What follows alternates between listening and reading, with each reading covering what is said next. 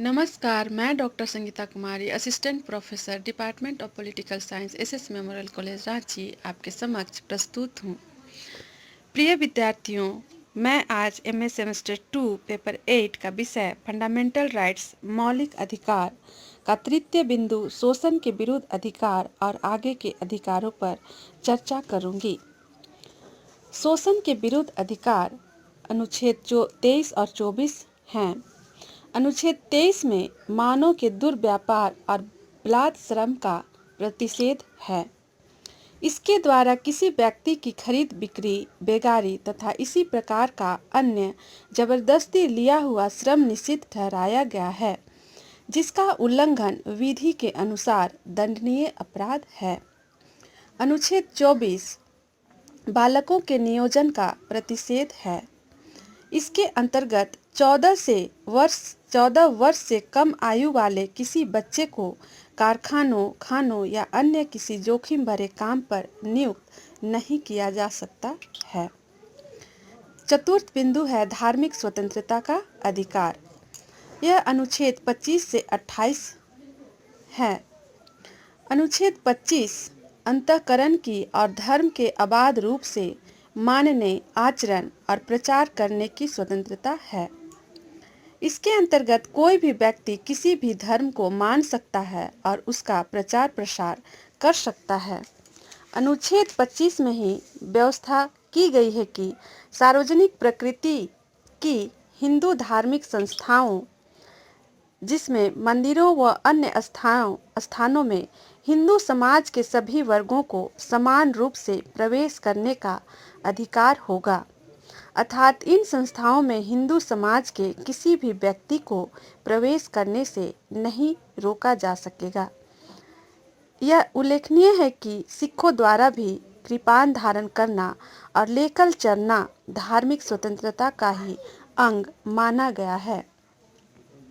अनुच्छेद 26 धार्मिक कार्यों के प्रबंध की स्वतंत्रता। व्यक्ति को अपने धर्म के लिए संस्थाओं की स्थापना व पोषण करने, विधि सम्मत संपत्ति के अर्जन, स्वामित्व व प्रशासन का अधिकार है। अनुच्छेद 27 धार्मिक व्यय के लिए निश्चित धन पर की गई अदायगी से छूट। अनुच्छेद 27 में राज्य किसी भी व्यक्ति को ऐसे कर देने के लिए बाध्य नहीं कर सकता है जिसकी आय किसी विशेष धर्म अथवा धार्मिक संप्रदाय की उन्नति या पोषण में व्यय करने के लिए विशेष रूप से निश्चित कर दी गई है। अनुच्छेद 28 शिक्षण संस्थाओं में धार्मिक शिक्षा प्राप्त करने या न प्राप्त करने की स्वतंत्रता। अनुच्छेद 28 में कहा गया है कि राज्य विधि से पूर्णतः पोषित किसी शिक्षा संस्था में कोई धार्मिक शिक्षा नहीं दी जाएगी। ऐसे शिक्षण संस्थान अपने विद्यार्थियों को किसी धार्मिक अनुष्ठान में भाग लेने या किसी धर्मोपदेश को सुनने हेतु बाध्य नहीं कर सकते हैं। पंचम बिंदु है संस्कृति एवं शिक्षा संबंधी अधिकार, जिसमें अनुच्छेद 29 अल्पसंख्यक वर्गों के हितों का संरक्षण है। कोई भी अल्पसंख्यक वर्ग अपनी भाषा, लिपि और संस्कृति को सुरक्षित रख सकता है और केवल भाषा, जाति, धर्म और संस्कृति के आधार पर उसे किसी भी सरकारी शैक्षिक संस्था में प्रवेश से नहीं रोका जाएगा। एक महत्वपूर्ण बातें हैं। वर्तमान में 6 समुदायों मुस्लिम, पारसी, ईसाई, सिख, बौद्ध एवं जैन को अल्पसंख्यक वर्ग का दर्जा प्रदान किया गया है।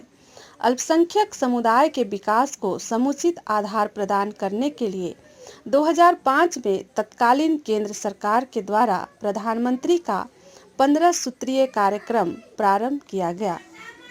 अनुच्छेद 30 शिक्षा संस्थाओं की स्थापना और प्रशासन करने का अल्पसंख्यक वर्गों का अधिकार है। इसके अंतर्गत कोई भी अल्पसंख्यक वर्ग अपनी पसंद का शैक्षणिक संस्था चला सकता है और सरकार उसे अनुदान देने में किसी भी तरह की भेदभाव नहीं करेगी। षष्ठ बिंदु है संवैधानिक उपचारों का अधिकार। अनुच्छेद 32 में मौलिक अधिकारों की क्रियान्वित करने की व्यवस्था के उद्देश्य से संवैधानिक उपचारों के अधिकार को भी संविधान में स्थान दिया गया है, जिसका तात्पर्य यह है कि नागरिक अधिकारों को लागू कराने के लिए सर्वोच्च न्यायालय तथा उच्च न्यायालयों की शरण ले सकते हैं। इन न्यायालयों के द्वारा व्यवस्थापिका द्वारा निर्मित उन सभी कानूनों और कार्यपालिका के कार्यों को असंवैधानिक घोषित कर दिया जाएगा जो मौलिक अधिकारों के विरुद्ध हों। इस प्रकार इन मौलिक अधिकारों की रक्षा हेतु न्यायालय द्वारा निम्नलिखित 5 प्रकार के लेख जारी किए गए हैं, जिसमें प्रथम है बंदी प्रत्यक्षीकरण लेख। बंदी प्रत्यक्षीकरण का आशय है बंदी को न्यायालय में उपस्थित किया जाए। यह अवैध रूप से बंदी बनाए गए व्यक्ति की अपील पर जारी किया जाता है। यदि न्यायालय उसके बंदीकरण को अवैध समझता है तब वह उसको मुक्त करने का आदेश दे सकता है। द्वितीय है परमादेश। यह लेख उस समय जारी किया जाता है जब कोई पदाधिकारी अपने सार्वजनिक कर्तव्य का निर्वाह नहीं करता। इस प्रकार के आज्ञा पत्र के आधार पर पदाधिकारी को उसके कर्तव्य का पालन करने का आदेश जारी किया जाता है। तृतीय है प्रतिषेध। यह आज्ञा पत्र सर्वोच्च न्यायालय तथा उच्च न्यायालयों द्वारा निम्न न्यायालयों तथा अर्ध न्यायिक न्यायाधिकरणों को जारी करते हुए आदेश दिया जाता है कि वे इस मामले में अपने यहाँ कार्यवाही न करें, क्योंकि यह मामला उनके अधिकार क्षेत्र के बाहर है। चतुर्थ बिंदु है उत्प्रेषण। यह आज्ञा पत्र अधिकांशतः किसी विवाद को निम्न न्यायालयों से उच्च न्यायालयों में भेजने के लिए जारी किया जाता है, जिससे वह अपनी शक्ति से अधिक अधिकारों का उपभोग न करे या अपनी शक्ति का दुरुपयोग करते हुए न्याय के प्राकृतिक सिद्धांतों को भंग न करे। इसके आधार पर उच्च न्यायालय निम्न न्यायालयों से किन्हीं विवादों के संबंध में सूचना भी प्राप्त कर सकते हैं। पंचम बिंदु है अधिकार परीक्षा। जब कोई व्यक्ति ऐसे पदाधिकारी के रूप में कार्य करने लगता है जिसके रूप में कार्य करने का उसे वैधानिक रूप से अधिकार नहीं है, तब न्यायालय अधिकार परीक्षा के आदेश द्वारा उस व्यक्ति से पूछता है कि वह किस आधार पर इस पद पर कार्य कर रहा है, और जब तक वह इस प्रश्न का संतोषजनक उत्तर नहीं देता, वह कार्य नहीं कर सकता। प्रिय विद्यार्थियों, संवैधानिक उपचारों का अधिकार अनुच्छेद 32 को संविधान निर्माता, अगाध ज्ञान के भंडार, अद्भुत प्रतिभा, सराहनीय निष्ठा और न्यायशीलता तथा स्पष्टवादिता के धनी डॉक्टर भीमराव अंबेडकर ने इसे संविधान का हृदय तथा आत्मा की संज्ञा दी है। इस प्रकार व्यक्तियों के द्वारा साधारण परिस्थितियों में तो न्यायालयों की शरण लेकर अपने मौलिक अधिकार की रक्षा की जा सकती है, लेकिन युद्ध, बाहरी आक्रमण या सशस्त्र विद्रोह जैसी परिस्थितियों में जबकि राष्ट्रपति के द्वारा संकट काल की घोषणा कर दी गई हो, मौलिक अधिकारों की रक्षा के लिए कोई व्यक्ति किसी न्यायालय में प्रार्थना नहीं कर सकेगा। इस प्रकार संकट काल में नागरिकों के मौलिक अधिकारों, जिसमें जीवन और व्यक्तिगत स्वतंत्रता के अधिकारों को छोड़कर को स्थगित करने की व्यवस्था की गई है।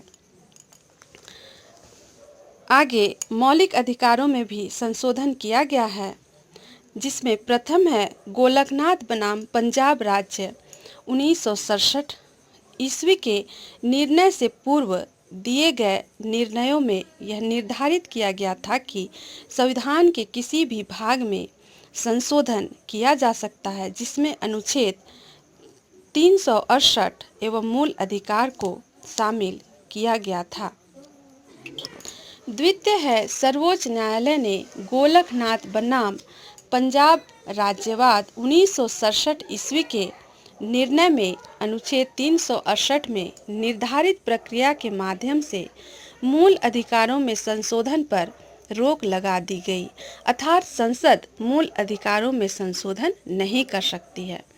तृतीय है 24वें संविधान संशोधन 1971 ईस्वी के द्वारा अनुच्छेद 13 और 368 में संशोधन किया गया तथा यह निर्धारित किया गया कि अनुच्छेद 368 में दी गई प्रक्रिया द्वारा मूल अधिकारों में संशोधन किया जा सकता है।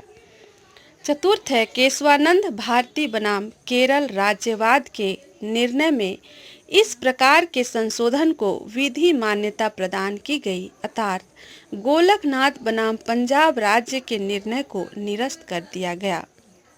पंचम है 42वें संविधान संशोधन 1976 ईस्वी द्वारा अनुच्छेद 368 में खंड 4 और 5 जोड़े गए एवं यह व्यवस्था की गई कि इस प्रकार किए गए संशोधन को किसी न्यायालय में प्रश्नगत नहीं किया जा सकता है। षष्ठ है मिनर्वा मिल्स बनाम भारत संघ 1980 के निर्णय के द्वारा यह निर्धारित किया गया कि संविधान के आधारभूत लक्षणों की रक्षा करने का अधिकार न्यायालय को है और न्यायालय कर दिया गया। धन्यवाद।